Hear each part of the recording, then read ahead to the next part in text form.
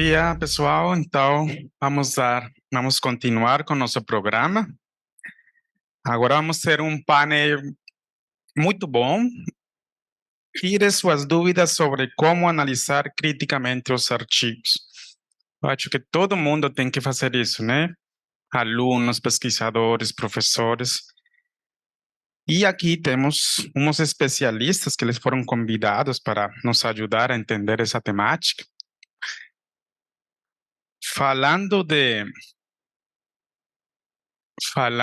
Hoje a Paula falou se apaixonar.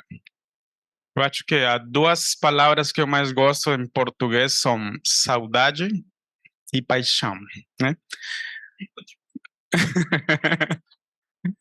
E nesse churrasco também. Nesse congresso, a gente encontrou muitas pessoas, amigos. Estamos no terceiro dia e a gente está muito contente, então que bom matar essa saudade. Então, eu quero convidar os professores aqui para se sentar aqui, conversar um pouco. Leonardo Araújo Pinto, por favor. Já agora.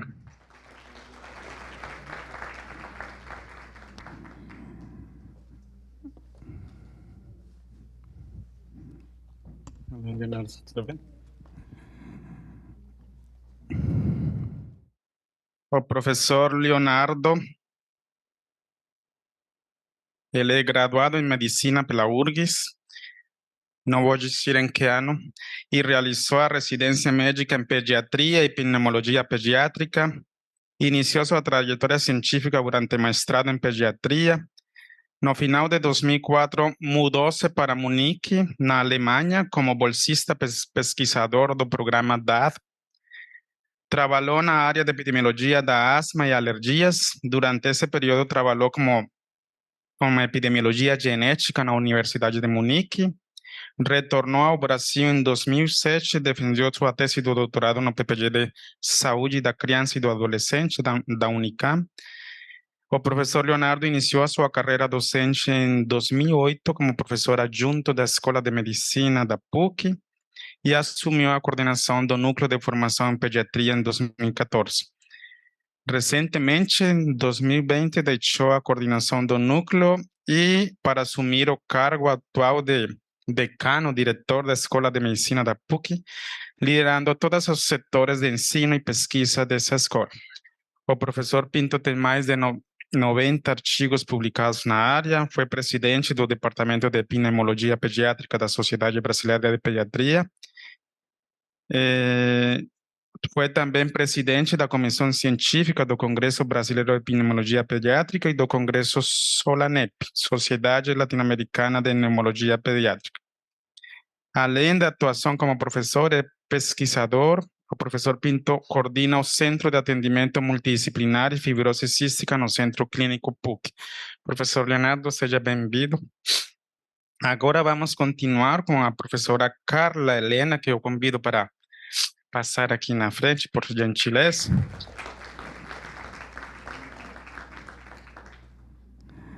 A professora Carla, ela já é conhecida na net, né? Já trabalha conosco também em uma das comissões. Ela é graduada em medicina pela PUC, especialista em geriatria pelo Hospital São Lucas, é mestre em clínica médica na área de concentração em geriatria da PUC, doutora em gerontologia biomédica da PUC, bolsista CAPES, professora na PUC desde 2002, atualmente professora adjunta da Escola de Medicina, docente permanente do programa de pós-graduação em gerontologia, professora e pesquisadora do Instituto de Geriatria e Gerontologia, coordenadora do projeto de cooperação estudo da neuropsicologia do envelhecimento e de mecanismos moleculares relacionados às doenças neurodegenerativas nos idosos. É diretora científica da SBGG Regional Rio Grande do Sul, Sociedade Brasileira de Geriatria e Gerontologia, vice-coordenadora da rede dos programas de pós-graduação interdisciplinares sobre envelhecimento, nos mandatos 2017 e 2018. Tem experiência na área de medicina, com ênfase em geriatria, atuando principalmente nas áreas de geriatria, síndromes geriátricas, fragilidade, bom, muitos outros temas. Obrigado, professora Carla, por nos acompanhar. Agora vamos chamar o professor Fernando Rosado Spilki. Oi, professor. Bem-vindo. Tudo bem? Eu estou fazendo aqui um resumo aqui, né? Professor Fernando, ele possui graduação em Medicina Veterinária pela URGS, mestrado em Ciências Veterinárias pela URGS também, na área de Virologia Animal, doutorado em Genética e Biologia Molecular, área de Microbiologia pela Universidade Estadual de Campinas, é bolsista de produtividade de CNPq, nível 1B, pró-reitor de pesquisa, pós-graduação e extensão da Universidade Fivale, onde também atuou como coordenador do programa de pós-graduação em Qualidade Ambiental e em Virologia. Foi ainda o primeiro coordenador do curso de Medicina Veterinária da instituição. Acadêmico titular da Academia Rio-Grandense de Medicina Veterinária, membro da Rede Vírus MCTI, coordenador da Rede Coronaômica BRMCTI, pesquisador do projeto Rede de Vigilância de Vírus, editor associado da área de virologia veterinária em vários jornais, né? Atua em projetos na área de virologia animal, humana e ambiental com apoio financeiro de várias agências de financiamento. Membro do Comitê de Avaliação do Centro Internacional de Engenharia Genética e Biotecnologia, ICGB, no Brasil. Professor, seja muito bem-vindo para a nossa conversa. E, por último, mas não menos importante, professor Jefferson Pedro Piva, da Universidade Federal do Rio Grande do Sul. Eu convido para nos acompanhar. Prazer, professor.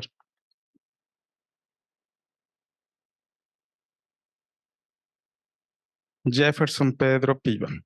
É mestre em farmacologia clínica pela Universidade Federal de Ciências de Saúde de Porto Alegre e doutor em medicina pediatria da URGS, titulado em pediatria, medicina intensiva pediátrica e cuidados paliativos, professor titular da Faculdade de Medicina da URGS, membro permanente do programa de pós-graduação em pediatria da URGS, mestrado e doutorado, professor convidado da Universidade de Toronto, lá onde o professor Bernard Choi vem, The Hospital for Sick Kids, nos anos 99 e 2000, autor de 6 livros de medicina intensiva pediátrica e mais de 200 capítulos de livros nacionais e internacionais.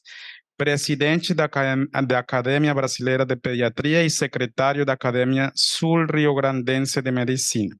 Professor, muito bem-vindo e que bom ter vocês aqui.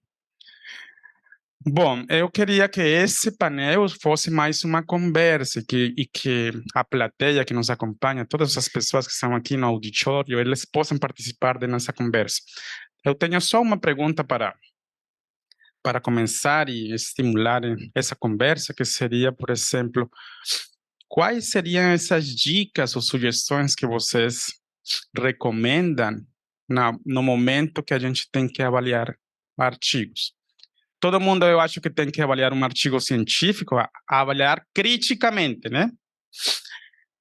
Eu quero contar uma anedota antes de começar. Uma vez eu tive uma aula com um professor americano que ele falou: até nas melhores famílias tem problemas. Isso para dizer que até nas melhores revistas já tive artigos que talvez não deveriam ser publicados porque tinham algum problema. Então, isso acontece, e se nós, como cientistas, não vamos olhar criticamente um artigo, então a gente pode crer qualquer coisa. E outra coisa que uma vez um professor me falou, se na discussão do artigo os autores falam que o estudo foi 100% perfeito, já duvide, né? Porque sempre tem limitações e problemas. Então, professores, fiquem à vontade. Quem quer começar? Professor Leonardo? Bom, eu acho que é muito importante aquela avaliação inicial, assim, em relação a autores, revista, instituição. É importante considerar o que o Wilson acabou de falar, né? Mesmo nas revistas boas, a gente pode ter papers com vieses importantes, mas sempre a gente está considerando alguma coisa de probabilidade, né? Tu sabe que uma revista foi publicada no Lancet, no New England, tu tem um certo padrão de seleção que foi feita que a gente conhece, né? E depois a gente passa para as outras etapas. Uma coisa que eu uso muito, que eu acho que é bem interessante quando eu avalio um artigo, é ler e avaliar os resultados sem ler a interpretação dos autores. Né? Então, normalmente eu tento ler né, as tabelas, ler o resultado em si e pensar qual seria a minha interpretação para aqueles resultados, para depois fazer a comparação com o que o autor escreveu na discussão. Em geral, um dos fatores mais frequentes em relação a um artigo que é negado é uma interpretação além do que os resultados estão mostrando. Então, eu acho que essa estratégia é uma estratégia que é bem interessante, a gente pensar o que tu tiraria a partir daqueles resultados que tu viu, sem olhar primeiro a interpretação. Bom, aí tem várias coisas, a gente tem que... A leitura crítica tem uma relação muito forte com metodologia científica, né? A gente tem que entender de pergunta, como foi feita a pergunta, aí randomização, toda a análise que a gente vai fazer em relação a um artigo original. Mas não é só isso, né? Tem a questão da redação, né? Tem a questão das referências. A gente vê cada vez mais, a gente revisa artigo, às vezes um artigo de revisão e às vezes está referenciado uma referência que a frase que está escrita não é exatamente o que o artigo... Isso também é muito frequente. Claro que a gente não vai revisar todos os artigos que são referenciados, mas às vezes só olhando o título tu já vê que tem algum erro. Acho que são algumas dicas iniciais que eu colocaria, assim, assim, às vezes olhando rapidamente um artigo, a gente já encontra alguns aspectos que são importantes e que podem indicar alguns vieses. Então, inicio por aí essas dicas.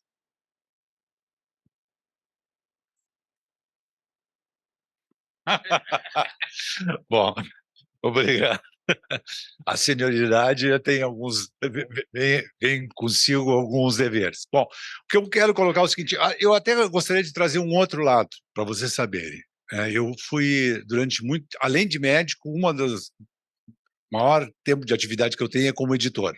Eu fui editor do Jornal de Pediatria do chefe durante 10 anos e depois me convidaram e eu assumi a editoria do Pediatra Critical Care, foi uma revista fundada em 2000 e hoje já estamos há 23 anos. É hoje a quarta revista pediátrica no ranking pediátrico, apesar de ser terapia intensiva. Então, a primeira coisa é como é que é o processo editorial? Né? Porque a gente, conforme o Leonardo colocou, já foi publicada no Lancet, foi publicada no New England. Alguns dados. Foi feito um estudo há uns anos atrás em que foram revisados os artigos publicados no New England, que é uma das revistas mais respeitadas do mundo. 25% dos artigos publicados naquele período de análise, naquele corte, tinham problema estatístico. Tá? Então, eu sei que muitas vezes, se eu vou numa determinada variável, eu não poderia usar o TST, deveria usar o TSU de Mann-Whitney, que é muito mais fraco, a pessoa vai lá e usa o TST e passa. Então, assim, 25%. Numa revista brasileira que foi feita a mesma coisa de anestesia, publicada aqui também, 50% dos artigos tinham alguns problemas. Isso pode impactar na conclusão. 2, os artigos, e eu como revisor, como editor, eu tive muito problema muitas vezes com os revisores, porque os revisores não são, digamos, neutros. Eles têm pré-condicionamento. Esse é um artigo que veio da Bolívia, ou veio da África, ou veio do Brasil, E as pessoas olham com discriminação, acham que não pode, assim como os leitores também. Né? Então, não, veio da Inglaterra. Então, existe isso. Existe o condicionamento do revisor, que muitas vezes ele é um expert naquele assunto. E quando alguém traz uma ideia um pouco diferente, eu tenho certeza que várias pessoas aqui na plateia já se submeteram, ele dificulta aquilo, ou tenta impor a sua visão do assunto. Então, o que muitas vezes faz com que o artigo ele seja modificado, né? Ou em tabelas e tudo. Então, para dizer assim, então, são alguns exemplos que eu trouxe, e a gente pode até discutir mais, para saber que a gente tem que realmente ter uma crítica na leitura do artigo.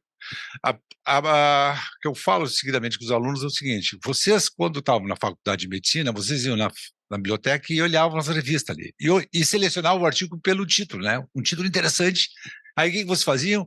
Abriam o artigo e liam a conclusão, né? E estava lido o artigo, já entendiam, né? Agora vocês têm que aplicar aquele conhecimento na prática médica. Tá, se foi estimulado pelo título, a primeira coisa que você tem que entender porque muitas vezes o título nos engana, o que eles queriam mostrar com esse artigo? Que o uso do salbutamol era melhor do que tal na asma? É isso? Bom, como é que eles fizeram isso? Leiam a metodologia e dá uma paradinha ali, mas será que isso é a melhor forma? Eles selecionaram pessoas que tinham asma mesmo, ou essa amostra aí está contaminada com gente que tinha gripe, que tinha outras coisas que pode me confundir? Então, essa avaliação da metodologia tem que ser feita de uma forma lenta. Entendam bem, a gente faz discussão semanal lá de artigos na UTI, digo, definam bem o objetivo. Não, eles disseram que era isso. Não, é esse o objetivo desse artigo, porque muitas vezes fica confuso o que eles querem fazer. É isso. Bom, como é que se mede isso? Eu quero saber se responde. Qual é o melhor mecanismo para me responder o efeito broncodilatador? É esse. Vamos ver o que aconteceu. E aí vão para as tabelas. Por favor, não se deixe enganar pelas figurinhas, pelas tortas. Vão para as tabelas e dá uma olhada. E aí é importante saber e se aconselhar qual é os métodos estatísticos. Assim, sabendo pelo menos uns 8 ou 9 testes para que se aplica, o que quadrado, um teste T, um teste de Mann-Whitney. Bom, eu já sei mais ou menos, eu posso trabalhar com 80% ou 90% das informações que eu tenho. E a última informação é essa que eu concordo com o Leonardo: não me leiam as discussões antes, não me leiam. Tá? Para ali e tentam resumir o que eles mostraram. Eles mostraram tal e tal coisa. Bom, então a partir daqui faço o raciocínio e a partir daí pode ler a discussão, porque senão a gente vai ser influenciado pela visão do autor, que provavelmente teve que modificar também algumas vezes seu raciocínio em função do revisor, né? E que não nos leva a lugar nenhum.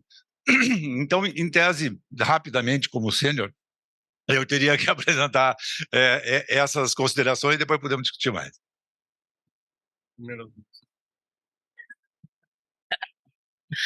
Bom, né, por isso a questão da deferência que eu fiz, né, o meu mestre, né, professor Jefferson, prazer estar aqui com o senhor, uma alegria estar aqui, como o Wilson tinha comentado, né, então eu faço parte da AMNET há pouco tempo, hoje tive prazer, hoje não, durante o evento conhecer, né, os companheiros, os parceiros, né, que a gente estava se vendo em reuniões, etc. E apesar de fazer parte da comissão organizadora e comissão científica, eu fui convidada, então lá pelas tantas recebi o convite da professora Rita, e que faltou também manifestar, né, a amizade com a Rita, né, então obrigada, uma alegria estar aqui. Já foram comentados aspectos, assim, fundamentais na questão da leitura crítica dos artigos. Quando eu li o título do painel, eu fiquei pensando em algumas questões bem iniciais. Então, quando a gente lê, nós estamos lendo para um consumo pontual, um consumo mais profissional, a gente gostaria de aplicar aquilo na nossa prática, né? Então é um tipo de leitura. Se é uma leitura, por exemplo, para uma revisão sistemática, né? Então aquele artigo foi incluído, né? Tem outra perspectiva, mas tem também análise, né, da qualidade metodológica, ou então essa questão de leitura como parecerista para a gente emitir um parecer, né? Então, uma missão árdua, né? Nós recebemos muitos convites, né? Então a gente tem um volume muito grande, né, de produções sendo encaminhadas, e uma coisa que eu tenho escutado dos editores é a dificuldade, né, de conseguir pareceristas, e o professor Jefferson comentou alguma coisa, nem sempre também se consegue o especialista, né? Então, isso também é uma questão que precisa ser pensada. Mas eu queria lançar aqui um desafio e fazer uma pergunta para vocês, talvez nos últimos dias, no último mês, quantos artigos vocês entraram em contato e efetivamente vocês leram todo o artigo, do título, não precisamos até a referência lá, mas do título até o final da discussão, da conclusão? Muitos? Provavelmente não, né? A gente vai ficando no caminho, né? Então, alguns aspectos que são essenciais, né? Então, um bom título, um título que eu costumo chamar de encantador, né? Porque quando o professor falou que estava lá na prateleira e passava os olhos, isso hoje são nas buscas, né? Nas diferentes bases. Quando a gente lê, nos chama a atenção, ele é propriamente assim informativo, né? Ele traz tudo que a gente precisaria saber para continuar a leitura, né? Então, muitas vezes a gente já para por ali, né? O resumo, né? Então, um resumo bem elaborado, que difícil, né? Às vezes as pessoas deixam para o último minuto, né? E não se dedicam, né? A fazer essa síntese, mas o ponto, assim, central realmente a parte dos métodos, né? Ou metodologia, como eventualmente queiram chamar. Então, ali realmente é o ponto-chave, né? Então, começando, qual é a pergunta, né? Qual é o objetivo e o desenho do estudo, né? Que está expresso no início, em geral, do artigo, né? Então, por ali a gente já começa a fazer uma análise, né? E aí, realmente, acho que a parte que a gente precisa se dedicar mais, porque depois vai ter, né, um impacto no artigo como um todo. E aqui a minha sugestão, né, especialmente para quem está começando, se dedicar à leitura das diretrizes para a redação de artigos, porque a gente pode ter, por exemplo, acho que foi o professor Jefferson que comentou a questão do ensaio clínico, e a gente não tem lá o processo, né, de randomização, né, a gente não sabe direito o tempo da intervenção, né, e todos os aspectos que são fundamentais para a gente ler um artigo que envolve, por exemplo, nesse caso, um ensaio clínico randomizado. Então, há muitos periódicos, né, diria talvez a maioria, já nas recomendações menciona, então, a Rede Equator, né, e para a gente entrar em contato com esses documentos, então, se familiarizar, e muitos já estão pedindo que na submissão os autores já enviem um checklist, né, de todos os pontos, né, e onde está contemplado tal quesito, né, então que página, que linha, para isso poder ser checado. Então, só algumas considerações iniciais. Muito bem, é maravilhoso falar por último, né, porque tudo que é importante já foi dito, então, fantástico. E, bom, primeiro quero agradecer enormemente o pessoal da NET, né, Rita e os demais membros da comissão pelo convite. Eu quero pedir imensamente desculpas por não poder estar mais presente durante todo o evento, em virtude de uma série de outras questões, né. Vocês sabem que a vida de um virologista tem sido bastante emocionante de alguns 20 anos para cá, mas enfim. Eu estava assistindo a maravilhosa palestra e discussão que nós tivemos antes, e antes de entrar aqui estava pensando, você sabe que tem ferramenta agora para avaliar artigo também, né? Tem o Chat PDF, né? Ninguém nunca usou, né? Eu sei, mas enfim, justamente ela tem aquela questão a mesma limitação que a gente enxerga no clínico que vai avaliar um caso, no laboratorista que vai entender algo que está acontecendo nos experimentos. Ela é fria, ela é seca, ela é sem emoção. Não é? E vai nos dar, felizmente, pelo menos ela é um pouco, por vezes, também humilde, de dizer que ela não vai conseguir nos dar a resposta que nós precisamos.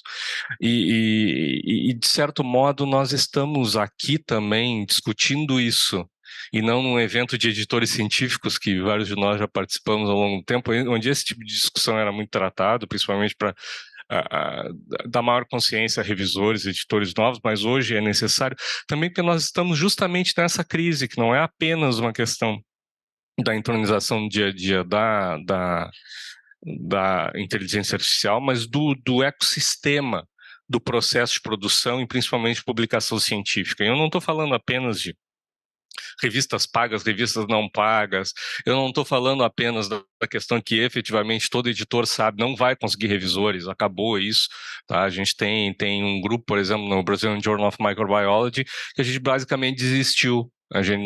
Nós editores estamos revisando arduamente artigos, é um horror, é terrível, até porque muitas vezes a gente tem que entrar em temas, em tópicos que teria gente muito mais adequada para avaliar, e a gente está lá correndo.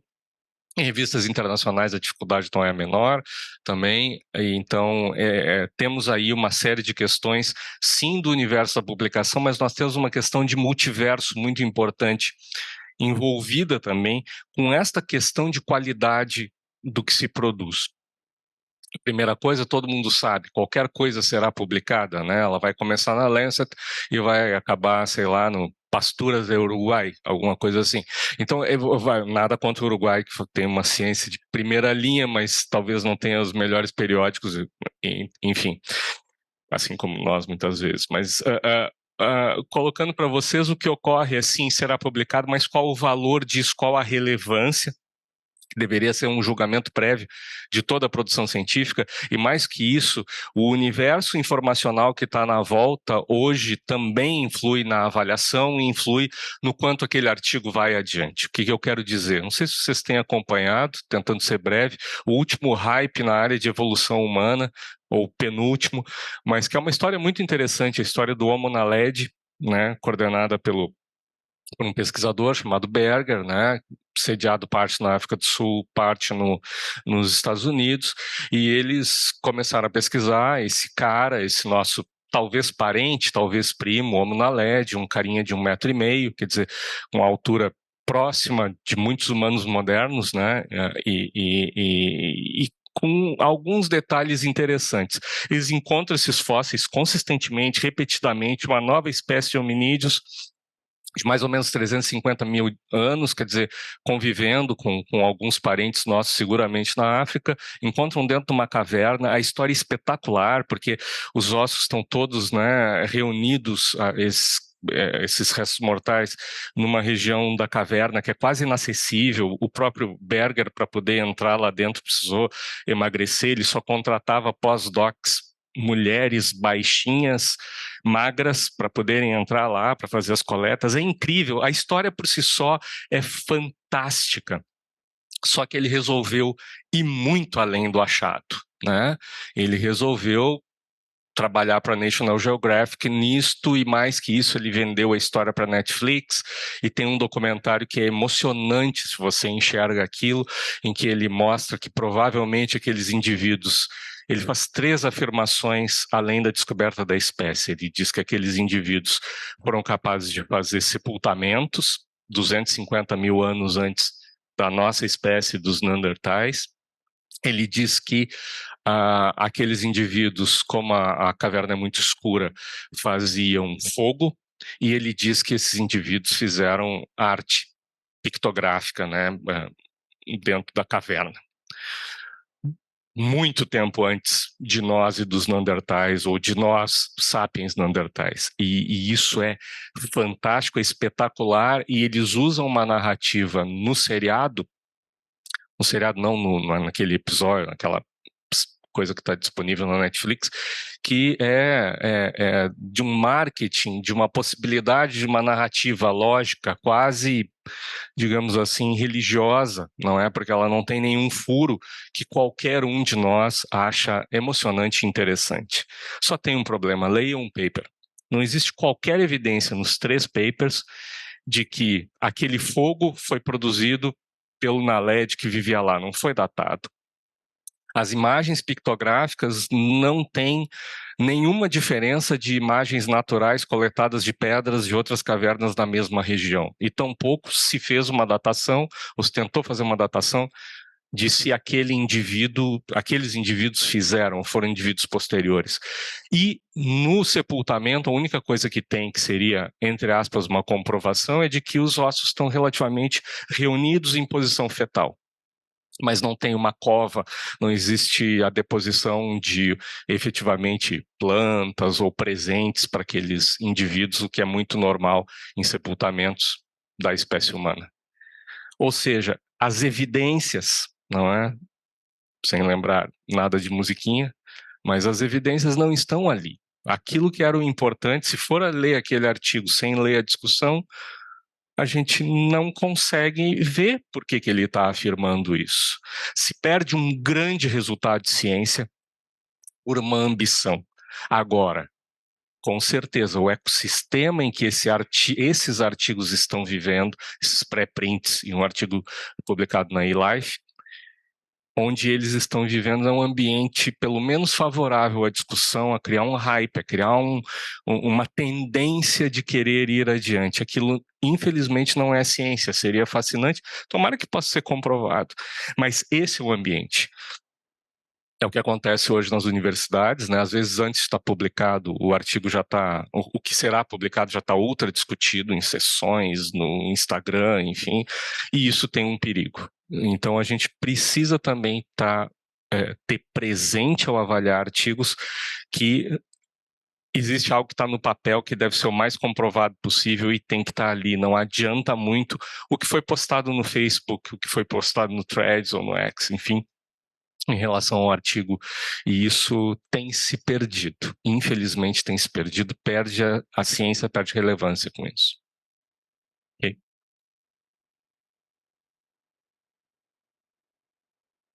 Obrigado. Eu também queria, antes de abrir para a plateia, temos uns minutos para perguntas. Eu queria dizer que tudo isso da avaliar criticamente os artigos, ele vem do conceito da medicina baseada em evidência, de saúde baseada em evidência, de prática baseada em evidência. Eu tive a oportunidade de conhecer o professor David Sackett, chamado pai da medicina baseada em evidência. Quando eu conheci ele, nem sabia quem era ele. Depois eu comecei a entrar na epidemiologia e eu, puxa vida, eu conheci, lendo o livro, todo mundo já conhece que tem os guidelines do JAMA, né, para fazer leitura crítica. Geralmente as perguntas são válidos os resultados do estudo? Quais são esses resultados e se esses resultados serão úteis para a minha prática clínica, né? É importante que os alunos de graduação, mestrado, doutorado, façam esse exercício. Tem estratégias como fazer clubes de revistas, nos grupos de pesquisa, nas aulas. Façam um exercício na aula, para depois, quando esteja lá na frente do paciente, se um paciente pergunta alguma coisa, o profissional saiba como atuar ou responder ou dizer talvez hoje eu não sei, mas vou procurar, vou fazer pesquisa, vou olhar para ver. Então, eu queria dizer isso e com isso eu quero abrir para ver se tem perguntas na plateia, aproveitar aqui os especialistas. Boa tarde, meu nome é Arthur, eu sou aluno de graduação da Estatística na URGS e trabalho no Estudo Longitudinal de Saúde do Adulto, na equipe de Estatística, e a fala do professor Jefferson me espantou bastante em termos de erros estatísticos nas principais revistas e que são referência em ciência no mundo. Então, a minha dúvida é de que maneira a gente pode contornar para que esse tipo de situação não aconteça e a gente publique ciência com mais qualidade e principalmente mais qualidade estatística. Eu te coloquei aqui, e você já deve ter participado quando vocês vão numa banca de mestrado, de doutorado, existem entendimentos diferentes em relação até o próprio teste estatístico a ser utilizado, né? Tem algumas pessoas muito puristas, pensam do jeito, outros imaginam que dá para a gente adaptar, fazer fazendo estatística, né? Já que é uma variável com distribuição não normal, eu transformo ela. Bom, mas o que se viu, e que mesmo em revistas existe. Então, o que foi colocado aqui, eu concordo plenamente com essa história, que ficamos sabendo que o Homo sapiens tinha 25 a 35 mil anos, daqui a pouco os caras jogam para 350. Eu disse, olha, onde é que está o erro? Né? Então, o que nós e o que foi colocado aqui também anteriormente, todas essas coisas para a gente saber onde é que nós estamos, é que se vocês bota em search sobre determinada pesquisa, tem um monte de artigos. E como já foi dito, hoje, se tiver um trabalho, tu vai publicar. Pode ser lá em cima ou lá embaixo, vai publicar. E isso vai entrar na pesquisa. E o que nós queremos saber? A informação útil. Então, eu não quero que eu prolongar. Por exemplo, assim, eu vou fazer um estudo, já foi publicado, um estudo se usa 7 dias de antibiótico ou 5 dias de antibiótico para pneumonia. Né? A regimentar, quem olha rapidamente, olha, fizeram um estudo randomizado, né, duplo certo, 5 vezes 7, e os outros 2 dias recebiam um placebo igual, parece bom. Aí vamos ver aí os critérios de inclusão. Tinha, assim, criança com gripe, coriza, espirro. É óbvio que há um viés de seleção. Então, cabe a nós, como governo, que olha, pode ser que esse seja o caminho, mas essa evidência não aconteceu. Independente do que está escrito lá, as tabelas muito bonitas.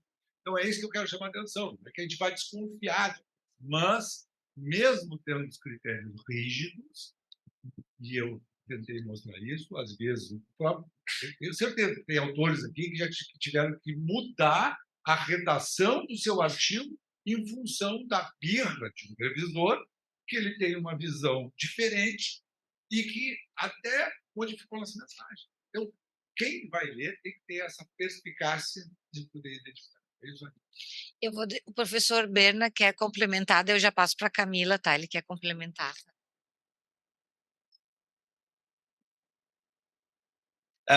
Bernard Choi from Canada. Professor Wilson just mentioned Professor David Sackett, a great epidemiologist in the world. In 1976, Professor Sackett wrote an article, Biases of Analytic Studies. He identified 17. So these are the major things that affects the qualities of studies and publications. 20 years later, I wrote a chapter on biases for the Encyclopedia of Statistics. In my chapter, I have 265 biases. Wow, so many possible errors. For research publications, we have to be very careful. And subsequently, I've got a paper on the 48 types of questionnaire biases. Even if we do questionnaires, there are lots of problems. So remember, of all the biases, there are 3 major ones when we evaluate publications, when we conduct our own research studies. Make sure we do not fall into the errors of 3 major types. Number 1, selection bias. Selection bias means in your study, you make sure that your groups are comparable, they are properly sampled according to good schemes. And secondly, it is information bias. In your data collection, there's no error or reduce the error. And lastly, it is confounding bias. You have considered to confound this and make sure that your analysis is good. So that's one thing. The second thing is what we called when we look at the literature, false positive research cycle. It goes like this. If I'm a researcher and I've done a research and I found that using a Wi-Fi microphone to talk in an auditorium is bad for health, like what I'm doing now is causing brain problems. Wow, that's a new finding. No one has reported that before. So if you are the editor of a journal, this is a very important article. It opens up our knowledge. It should be published. And of course, that's wrong. I don't think that can cause that. But it was published. And when that first paper was published, then the other researchers would say, wow, this is a very big new finding. I should help this investigator by designing another study to prove this hypothesis. And of course, it is not one, but 100 or 1,000 other people trying to help to confirm the theory. Everyone would do that. It is a hot topic. And of the 1,000 study, there would be, say, 5% false negative studies. They have got exactly the same results, positive, bad thing, talking with the mic. And of course, now 1,000 studies, 5%, that means how many? 50 studies. Wrong, but positive association. And these will become published. And so through this distorted cycling, anything can be proven. The wrong things will be proven in science. So that's no good. The third thing is, do not conduct research on coffee. Why not?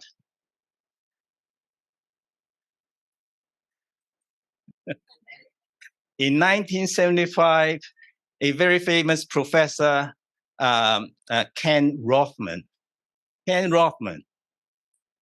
a professor of epidemiology at Harvard, the top person, expert. He wrote several books on epidemiology. I think you have used it as your textbook. In 1975, he published a paper on coffee consumption and pancreatic cancer. If you drink 5 cups of coffee or more a day, this will increase your pancreatic cancer risk 5 times. Wow. But there are so many coffee drinkers, coffee lovers in the world, all over the world. No one can accept, no matter how accurate, how good that study is, it is wrong, pure wrong. So the tobacco industry hired, the coffee industry hired a lot of top-notch epidemiologists to read that article and of course look at the list of biases and say, oh, this is a bias, this is another bias, this is another one. And eventually the pressure was so big that Dr. Rothman had to withdraw the article and publicly say, sorry, my study was bad, it was poorly conducted, it was affected by lots of biases and errors. I am sorry. And since then, no one else dared to study coffee anymore. No. Until recently, 50 years silent, no one dared to do anything about that. So you have to think about some sensitive topics. So finally, I would offer everyone a short tip for no, not coffee, on publication. When we have a paper done and submitted to a journal, and if we are confident that this is a good paper, do this. Have a list of 5 journals written on your hand, on the wall, wherever, to remind you the 5 journals. That would be good, and rank them in terms of the impact factors. So maybe JAMA is the number 1, whatever the WHO bulletin number 2, and then going down the list. Your paper you will submit your paper and it will hopefully accepted, but it won't happen. It will be rejected, and make sure you submit your rejected paper in the same day when it is rejected to the next paper on next journal on your list. Because a lot of the errors problems we have is that when our paper is rejected, it sits on the desk for several weeks. Because it is a painful experience, we try to drink more coffee to suppress the pain. And it gets forgotten. Oh, this is the paper I wrote last year. Why is it still here? So make sure you very quickly resubmit your paper to make sure that it is being considered by a journal. Super. Nós vamos para a última pergunta, daí vocês depois podem fechar com os comentários, pode ser?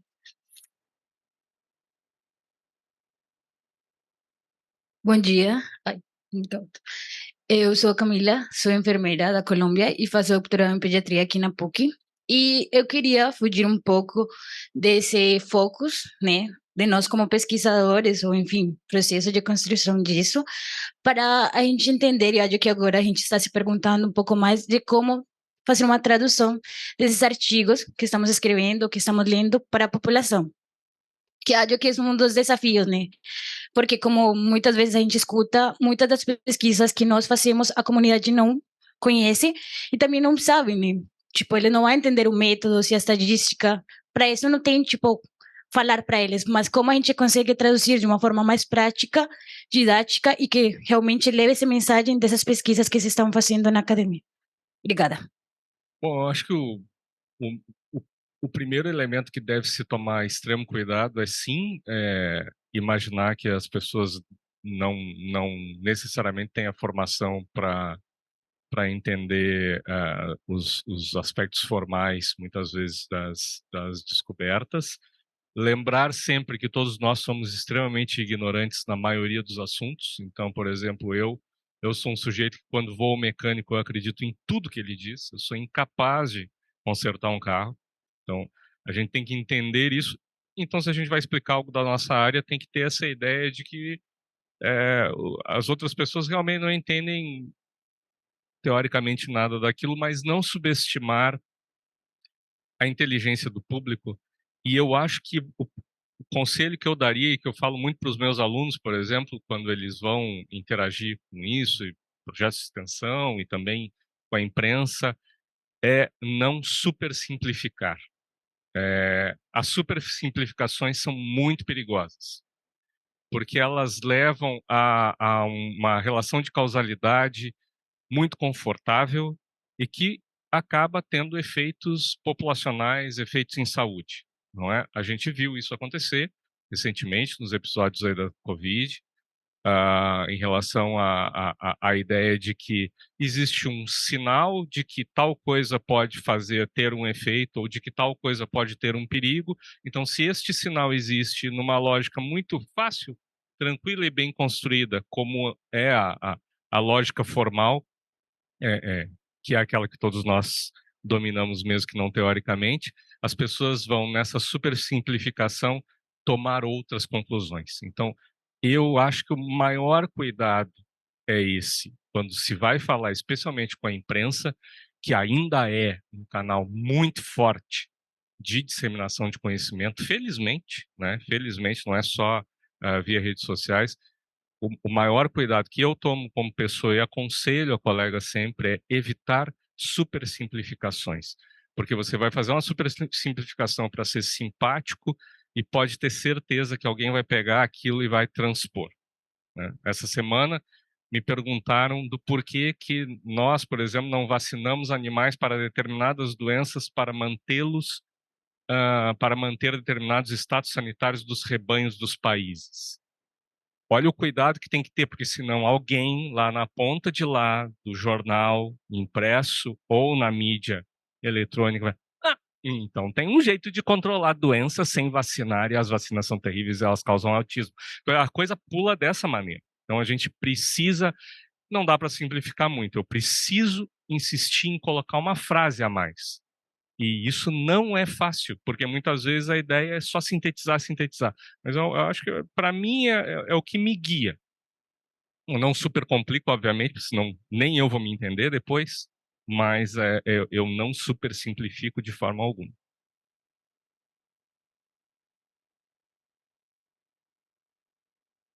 Bom, acho que esse aspecto que a Camila trouxe é muito, muito importante. A gente teve um crescimento gigante em termos de publicações científicas, nem sempre com qualidade, né? Como já foi falado, hoje tudo é publicado. E a gente teve um crescimento muito grande em relação à comunicação, né? Da universidade ou da comunidade científica com a população em geral, com as redes sociais, com vários aspectos novos que... E eu acho que tem duas coisas que eu queria colocar que são difíceis, às vezes, da gente, como cientista, conseguir, né, que todas as pessoas entendam. Primeiro é a questão do risco e probabilidade. As pessoas têm uma ideia muito de sim ou não, né, e acho que isso realmente, às vezes, não tem como simplificar. Tu vai falar de uma vacina que protege ou reduz o risco, mas, às vezes, não elimina a doença e as pessoas precisam entender esse ponto, não a gente bater e tentar simplificar de uma forma, acho que o Spico falou bem. Mas essa ideia é central quando a gente fala de ciência e de intervenção ou de medicina.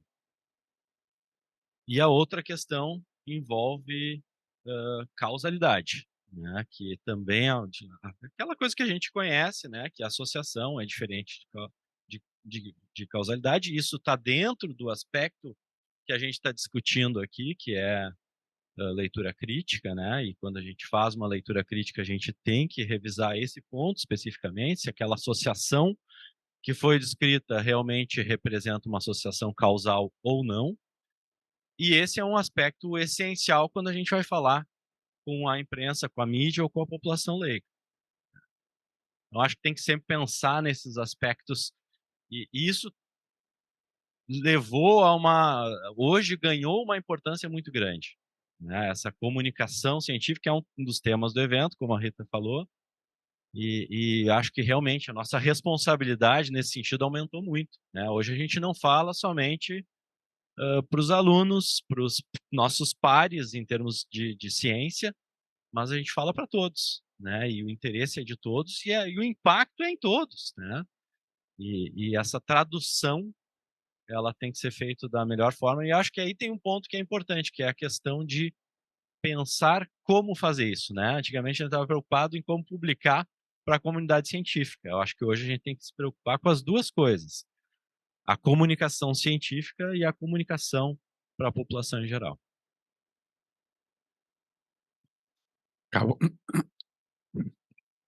Acabou nosso tempo.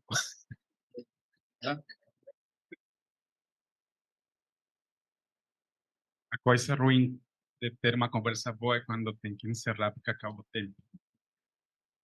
Gente, vou usar uma palavra de uma frase de uma das nossas colegas de Panamá, que ela é muito querida e não conseguiu ouvir, para prestigiar nossos visitantes en español. Y que se escuche ese fuerte aplauso.